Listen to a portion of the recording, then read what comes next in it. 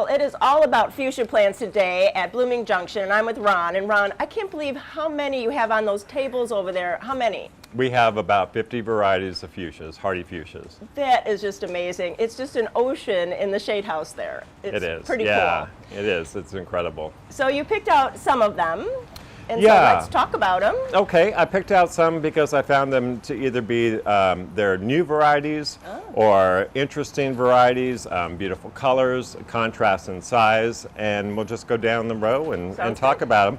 This one's called Lottie Hobby. It gets about a foot and a half tall, kind of spreading, cute little fuchsia flower on it. This one here is a Groen's Cons. This is a rather new one. This will get about 30 inches, and it's just got a beautiful orangey, peachy That's really color. unusual. It is very unusual. This one's called Kat Jan here. Aw. This one gets a couple feet tall, and you'll see it's got a very small, tiny little flower. So much diversification.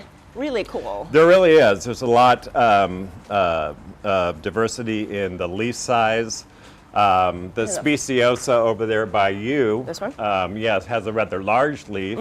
That's a beautiful plant. That one's been around for quite a while. Very nice. This one here is called a Golden Harald, and this has got the beautiful golden contrast to the leaf, plus your classic fuchsia flower. A lot of people like this here. The hummingbirds must just have a blast here. They're so well fed. Yes, there's a lot of hummingbirds out in the shade house. This one is an interesting one. This is called Erecta, and this one doesn't necessarily have a pendulous flower like most of the fuchsias do. It's more erect, that's the name. Yeah, very cool. This one right here is a double Otto. Whoa. This is your classic fuchsia, but this one has just an enormous flower on it. This is one of my favorites. This gets about 2 to 3 feet tall. And really, they bloom all summer? All summer. In fact, when people ask me for something that blooms all summer in part shade to shade, fuchsias are usually where we go because they just continue to bloom all season long. And then what about their care, though? There's a little bit different planting. That's kind of newer idea. I'm of the belief that you can plant your fuchsias low, not quite as low maybe as a tomato plant, but lower than you would normal plants. I think it protects in the winter time too, and it conserves water, and it also will accept a little bit more sun that way, and with mulching.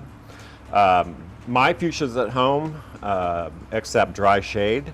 I don't really water that area in the summertime, and they do very well. That is cool. And so that would take a couple years to get a really nice root ball. Right. That's really interesting, though. I mean, it kind of expands where we can put them in the garden. That's right, sure does. Here we have Yolanda Franck. This is a beautiful one here. I like the contrast in the petals there.